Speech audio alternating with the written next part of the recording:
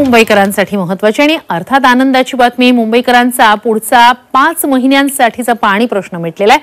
पाणी पुरवठा करणाऱ्या धरण क्षेत्रात दमदार पाऊस झालेला आहे।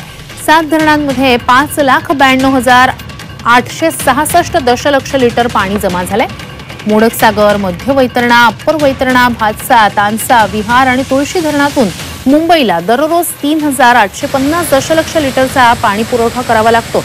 सध्या धरणात 41% पाणीसाठा जमा झालाय। हा पाणीसाठा लक्षात घेता डिसेंबर महिन्यापर्यंत पुरेल इतकं पाणी धरणांमध्ये जमा झालंय।